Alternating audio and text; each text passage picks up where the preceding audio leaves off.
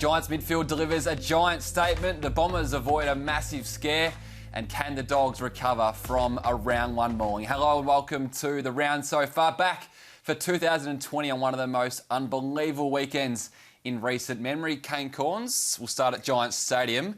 Have they found their missing piece in the midfield? What a performance it was. And they've got a new ruckman. His name is Sam Jacobs. He's been around for a while, but I just thought he was instrumental in the result tonight. And what he did do was set up the Giants mid too. We've spoken about for a number of years, but their ability to kick 8 stoppage goals to 3 tonight was a massive difference in the game. And I just get a feeling that the shortened game is going to set up the Giants midfielders who are more anaerobic and are powerful. When you look at the names through there, Hopper and Whitfield and Perryman, Kelly, Canelio, all had a big influence tonight, and the shortened games just could suit them beautifully. No Taranto, he's out for most of the year with the shoulder. No Cullen Ward. Harry Perryman, a player like this, bobs up and kicks 4 goals. Is this now a worry for Geelong? Their last 33 games, they haven't conceded 100 points. The Giants did it tonight in 90 in a shortened game. It is easy to overreact in round one, but there are concerning signs for Geelong and ones that we've seen for a while. Selwood didn't do a pre-season. Kelly's gone. Jack Stephen, what will they get out of him? He's got a calf and didn't play. Cockatoo, who we thought would come in and make an impact, is still out with another hamstring injury. Dangerfield is getting towards 30 and was well beaten tonight by De Boer again and didn't have an influence on the game, just 16 disposals and 5 free kicks against. So, look, they are ageing. They've got 7 players over the age of 30 and without Tim Kelly, who's gone to West Coast, there are certainly some danger signs at Geelong that we'll need to watch. Danger signs in the Giants front half as well. This man is our Saturday star. Toby Green put his disappointing grand final behind him and bobbed up with 4 goals. No, he's just a genuine star, Toby Green. Look at the goals that he gets from about 10 metres out or inside 10 metres tonight. His ability to be smart and read it quicker than any other player. And look at that kick there. That's a kick that not many players can do. So their avenue to goal are there. We spoke about Perryman. Cameron's going to kick a lot of goals again, as is this man. And once again, he gets out the back against Geelong's experienced defence. You saw Harry Taylor and Tom Stewart there. Well, they couldn't stop him tonight, and he was probably the best man on the ground. Move to Adelaide Oval next. And the young Swans team, pretty impressive. Shortened season, so games become more important. They go on the road and get the 4 points. I reckon it's a big win for them. They were challenged early. Adelaide could not miss in front of goal. I think they kicked 7 straight without a miss. And Swans were challenged, but after quarter time, they just absolutely dominated the Crows out of the middle of the ground. And with the shortened game, centre bounce clearances are going to be so crucial. And I haven't seen a number like this for a long time, 20-5. Now, this is the late stages of the game. Taylor Walker takes it upon himself to have a ping from 55, 60 metres out.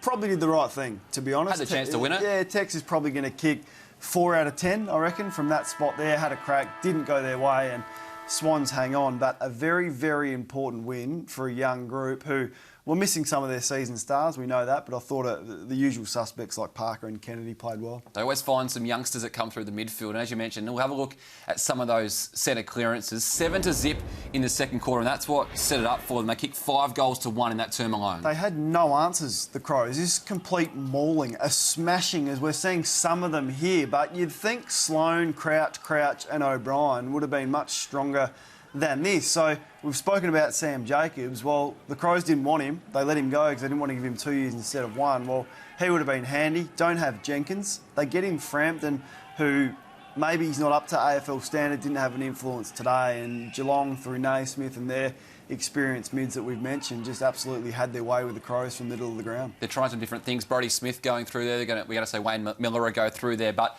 as you said, no answers. To Marvel Stadium next. Pretty uninspiring game for the best part of 3 quarters. The Bombers, they should have put the Dockers away earlier. They led by 26 points in the final term before the Dockers come late with a flurry. Yeah, and this was some of the play here, some of the good stuff from the Dockers, but a lot of it was about their ball use and how poor they were, particularly in the first 3 quarters. So, look, I don't expect either of these 2 sides to feature. Now, this is an incident we need to talk about, and that's Michael Hurley. We'll get back to that shortly, but got pretty close towards the end. It did. Sam Sturt on debut, kicking 3 goals. His family are in the crowd. He comes through. And Andy Brayshaw, this is going to be the knock on his career, unfortunately. Just his ball use going forward. He's got plenty of time to rectify it, but Gotta today nail that. we've got to see more from him. Yeah, and as a number 2 pick, the questions are going to come. At the moment, they're a two-man band, Fremantle, and that's Fife and Walters. They need the rest to step up even further. Brayshaw's played enough footy now to put that through from 20 metres out under no pressure, running into an open goal. So that's one that got away, and this is the importance of getting this unprecedented season off to a good start. Like, every game is almost worth 1.5 with a shortened season. So Sydney hold on. Fremantle unable to do on the road, which could come back to haunt them later on in the year. Michael Hurley conceded 2 late goals against Sam Sturt, a youngster in his first game. We'll have a look at this incident again. This was given a 50-metre penalty. Do you think there should be more? Yeah, it should be more. So if you punch in all the data into the MRO system and chart and graphic, it probably comes out as a fine. But with an off-season that we've spent speaking about concussion, and Liam Picken has spoken honestly and openly about the effect that it's had on his life. We've seen other players uncertain about their careers, like Paddy McCartan at St Kilda. He's spoken about his. And Polly Farmer is the first player diagnosed with a brain injury as a result of concussion. It's got to be a 1 to 2 week to 3 week penalty. I'm not even angry if that's 3 weeks, because that is undisciplined, it's high and it's dangerous. Now look, he got up and he's okay, and he took his kick, and it's a 50-metre penalty, and he probably gets a fine, Michael Hurley, but I'm not upset if he cops 2 weeks for that. Okay, one of his teammates starred today, first game in the red and black. He's changed sashes. Jacob Towns is a premiership hero for Richmond. The Bombers got him for nothing in the off-season. Love stories like this, and the Bombers are going to have to become creative, because their best forward is Joe Danaher, and we're not going to see him at least until the halfway point of the year. There's some others. Mitch Brown, he's not there, and Stewart's not there either. So you've got to get some goals somehow, and this guy's a proven goal kicker, and he played a very strong game today here. He doesn't need a lot of opportunities in front of goal to capitalise, and just love his work in the air. Like, that's 3 genuine contested marks inside 50. We know he can finish, and he'd be wrapped with his first outing in red and black. It's a guy's probably on 80 to 100 grand. That's what he's providing. We'll get to a tweet now. Pat McAfee is a big name in the States, broadcaster, former US punter. This was prime time in the States, Kane. Watching Aussie rules football, I think it's my favourite sport I've ever seen. About 6 punts a minute right now. Let's go, mates. So this is 9 p.m. in the West Coast. There's no other sport around the globe right now. And those on the West Coast, LA, California and the like, they're watching our game. I love it. I love it. And it's good for the game. Is it going to take off there? I don't know. And should we be investing in it? I'm not sure. But it is a nice byproduct of what's going on around the world. Ratings are through the roof in Australia, and people are watching us internationally, which is great. Hopefully we see a game in California before too long. Up to Metricon Stadium, the young power forwards. No Charlie Dixon with a groin injury, so 2 youngsters stood up. Well, this was an anti-climax of a game. I expected Gold Coast to be much stronger than this on the back of their pre-season, and they're hard to beat at home usually, particularly at the start of the year. And no Charlie Dixon, who is their main target in the forward line. They got a first gamer there, and Georgiades kicking his first goal. Love seeing that. And then Todd Marshall, who's 20 years of age. You see Connor Rosie handed off to him here, and he knocks it through from 52. He was great today. So Georgiades and Marshall stood up in the absence of Charlie Dixon, and wasn't anything to write home about that game, Mitch, but Port Adelaide and Ken Hinkley would be wrapped to their starts of the year. I don't think we can sugarcoat this for the Suns. 3rd year of Stuart Dew, and they've come out and kicked 4 goals in their first game after a pretty promising pre-season. And this is what their captain does with 5 minutes left on the clock. He's not going to be playing next week against Geelong, you would suspect. This is pretty undisciplined. He's the luckiest man in the competition right now, and lucky that Justin Westhoff gets up. And as we watch this again on slow-mo, I do not know how Justin Westhoff got up, because that is as ugly an incident as you are going to see in modern AFL footy. It takes us back to the 80s, that, and luckily it glanced off Westie's sort of ear and his cheek, and he got up and took his kick, which will save Swallow there from a very serious 4 or 5 week sanction. But you got to stamp that out. Very uncharacteristic from David Swallow. We don't often see him get that frustrated. And they've got to go to Geelong next week and play the Cats on the rebound. Now, you mentioned the unprecedented weekend. We've seen so much we've never encountered before.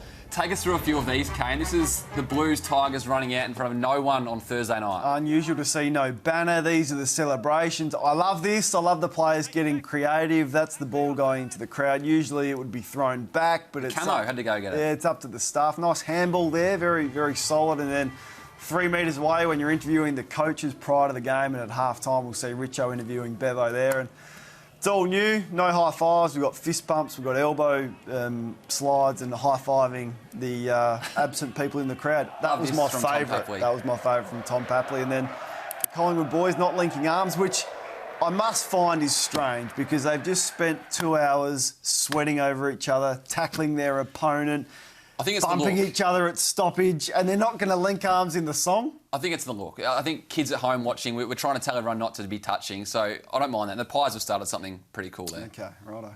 All right, something else this weekend that caught our eye, not just the off-field and the difference.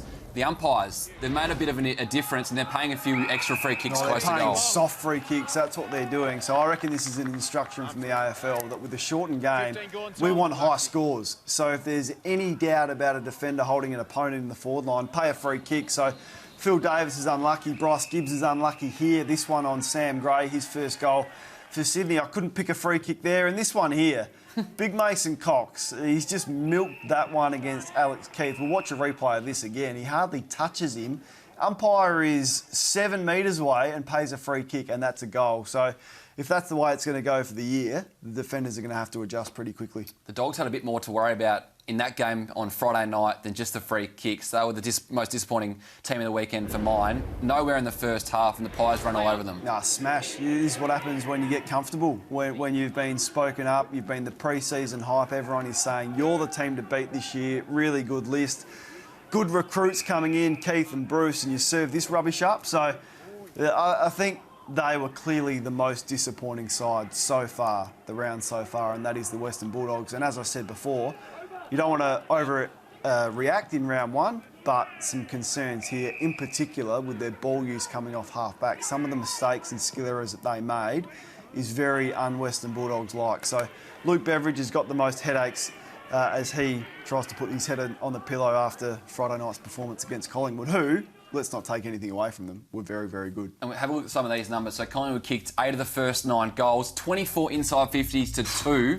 The Dogs have got a bit to work through. Yeah, and it was all set up by Brodie Grundy, who is just a force to be reckoned with. Now, Tim English, who is a player that I really like, and I think by the end of the year he could be one of the more improved players in the competition, but he got absolutely mauled by the best ruckman in the game. So is it Gawn, is it Grundy? We've been thinking about this for a while. Well, this man is now inside the top 5 players in the competition and the number 1 ruckman. So I was a bit critical of Collingwood giving him 7 years. I think it's a massive investment for a ruckman.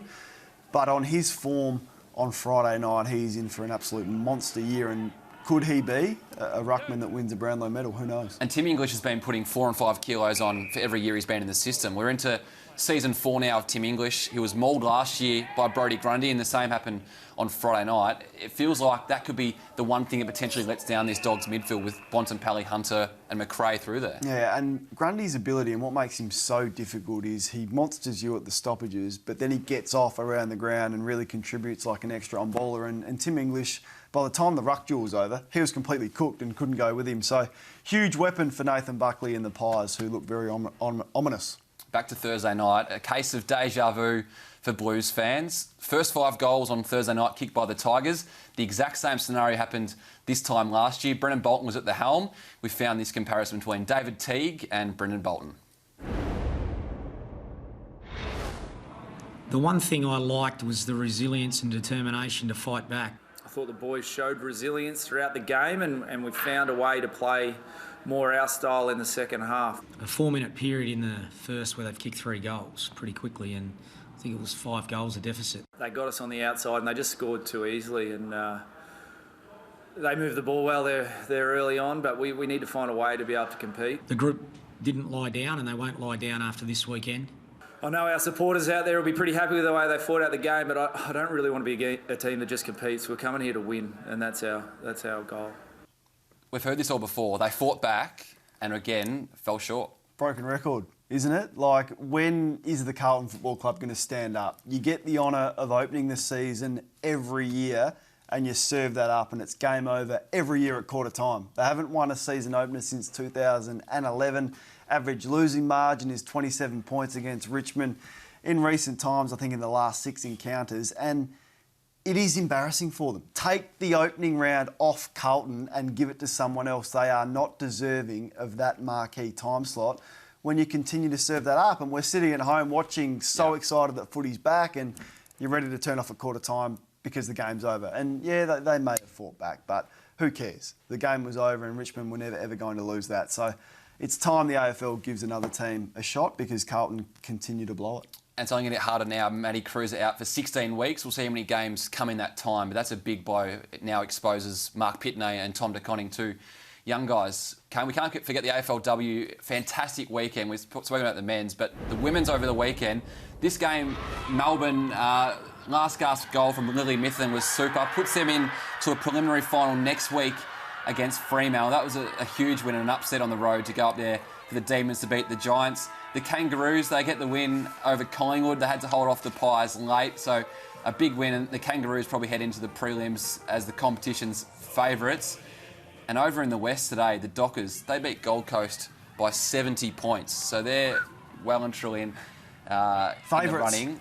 I'm going to probably tip North Melbourne. I'm going to tip Freo. Okay, the Dockers will take on the winner of Carlton and Brisbane tomorrow, so we can't wait for that game. To the rest of the AFL games for tomorrow, North Melbourne take on St Kilda. Touch and go for Matt Jack Dorf to come in for his return game. He didn't train today and looks like he may be a late withdrawal. That is a huge game of footy. Two sides that I really can't split heading into the season. I do like what St Kilda did with their recruits in the off-season. So maybe St Kilda slightly. The next game I can't pick either.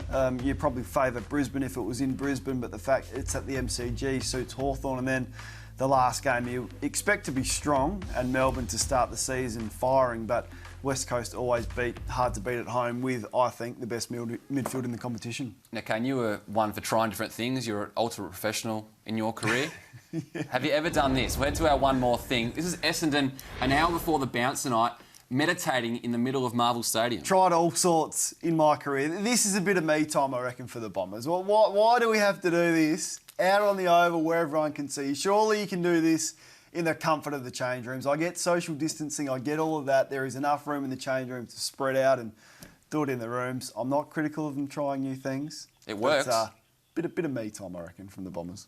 You drove from Adelaide to Melbourne today. I did. Are you going to meditate before you drive back? Not going to meditate because I might fall asleep on the roads. But it's just good to be back with you, Mitch, and order restored. And hopefully we get lots of footy played this year. Fingers crossed we're back here. Same time, same place. See you next week on The Round So Far.